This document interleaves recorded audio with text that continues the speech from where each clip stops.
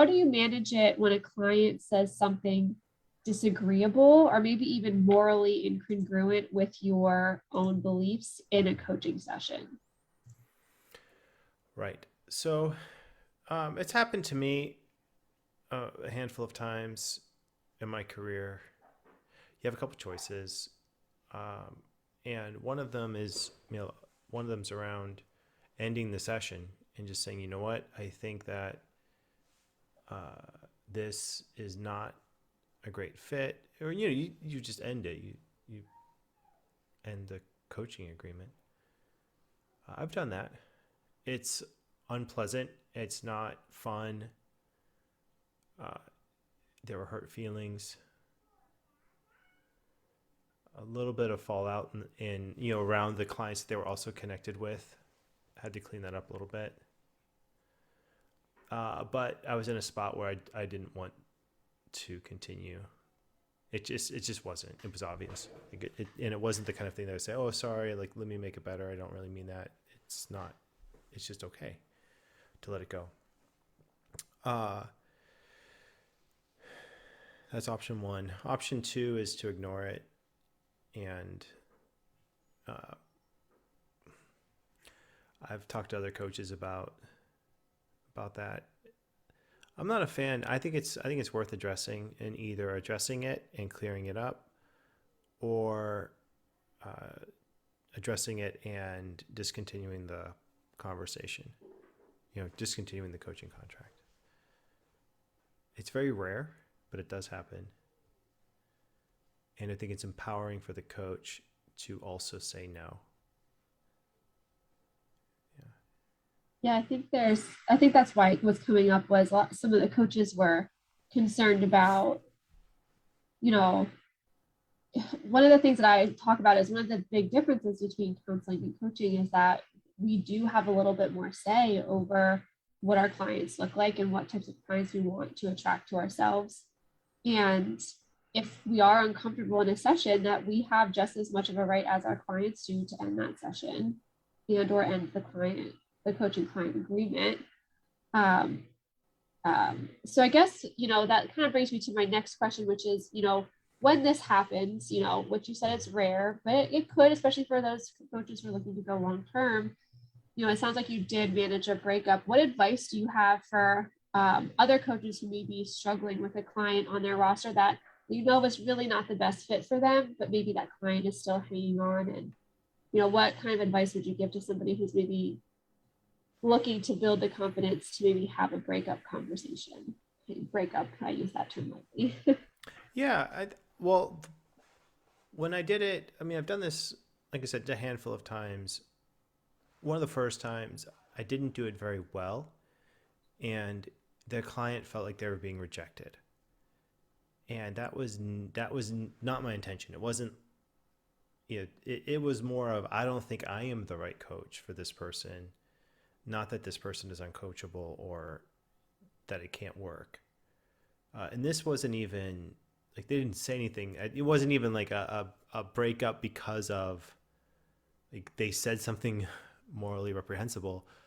It was more around, I just didn't think they were a good fit for me as a coach. So there's a sensitivity there. I think when people go to a coaching session, they open up, they share things that they have never shared with anyone, and they're sharing it with a relative stranger. And then if that stranger says, you know what, I'm not interested in working with you, that's hard. That's not a fun place to be. So there's a little bit of that. Is this coach for me? Am I a good fit? When from the client standpoint, the client's going into that thinking these things. I think there needs to be a sensitivity in honoring a care given. And if it's not if that client's not for you, then I would recommend other steps, like try this person instead, or here's another place to go.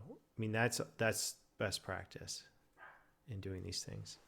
Here, hold on. I'm going to tell Daisy too. It's our little puppy. She got out. Hold on, put it back. That's fine. Yeah. I'll just keep talking to our folks who are here. So one of the things that I was mentioning in class too about this conversation is we want to be conscientious of how and where in the conversation did this, statement or thing come up. So I know in one of the classes I was talking to, they were talking about, this person kind of made an off-color joke. So it does that rise to the level of a breakup? I guess it depends on how upset you are over the joke, but I do think that that's an opportunity for us to think through, okay, is this worth a conversation? We want to prevent this from happening again in the future. We want to be comfortable with our clients, and we want our clients to be comfortable with us. So I think there's a tactful way to go about saying to your client, hey, that joke that you made earlier, that joke you made just now, like that made me a little uncomfortable. And again, you want to decide when and how you want to bring this up with your client. So do you bring it up right in the moment? Do you bring it up at the end of the session? You want to feel out and know what your client is thinking about, or I'm sorry, not know what they're thinking about, but you want to feel out, maybe where they are in their session. If they're in the midst of their session and they're digging in deep and they made this off-color comment, maybe wait till the end of the session, you close out the end of the session and you say, hey, and by the way, I'm really glad we got some good action steps today. I'm really looking forward to see how this proceeds for next week. I did want to mention earlier, though, that you made X comment and it made me feel a little bit uncomfortable. Just want to make sure that we can stay on the same page about, X, Y, or Z, depending on what the comment is in reference to. Of course, if they make like a really reprehensible comment or they say something truly awful, then you can decide to elevate that conversation further. And like John said, end the session right there. But we want to be careful. I was just explaining, John, that, in my session with the coaches I was talking to, I was saying that it depends on like the level of severity of the comments, or has this been building up over time? And at what point do you maybe redesign an alliance around it and have a conversation at the beginning of a new session, or address it right then and there, or wait to the end of the session? So it's just being mindful of, how deep in the session is your client, and do you want to interrupt the session for it? And if you feel like that would be inappropriate, then waiting to the end of the session or the beginning of a next session to bring it up and address it is perfectly acceptable. Because I was saying, I think right after you walked away, I was saying it came up in class because somebody had a client who made a off-color joke. Mm-hmm. And they thought it was kind of funny, but it was offensive to the coach. So how did they manage that thing? And does that joke lead to some insights into who that person is and whether or not they want to work with that person or whatnot? So I was just saying, maybe thinking through those things. Right. And it's super rare. Like I'm trying to think back, only a handful.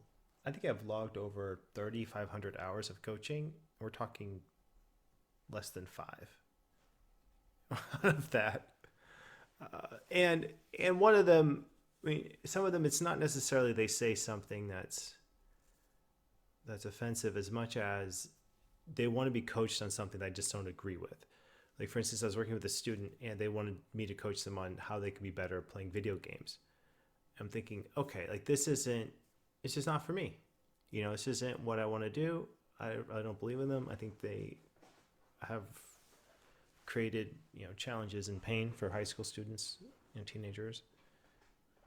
And I know that some people love them, and I know there's a whole community out there, and it's fine, but it's just not for me, and it's not for me to coach. So there can be topics too like that you just don't agree with, and that's okay. It's okay to end those coaching relationships. I was at a conference and I was listening to Marshall Goldsmith talk about his client. He's an executive coach. He works with a lot of very big organizations, like CEOs, leaders of big organizations. And he made a joke about how if he wanted to become a better coach, he had to get better clients. And how he started firing all the clients who weren't doing well, who weren't making progress, who weren't taking steps, who weren't doing the things, and only working with people who were taking steps, doing the things. And I thought about it because it's a lot like those writing apps that will delete your writing if you don't do it after a certain day, or if they don't perform, then it's a no-go. And that is interesting. That's it. What if you told your client base, look, I only work with people who are successfully taking the action steps. If you aren't taking the action steps, then you're not a good client fit for me. That's amazing. And so he's on stage. You don't know how much he's really doing that as a regular practice. But he made a good point, and it's interesting to consider.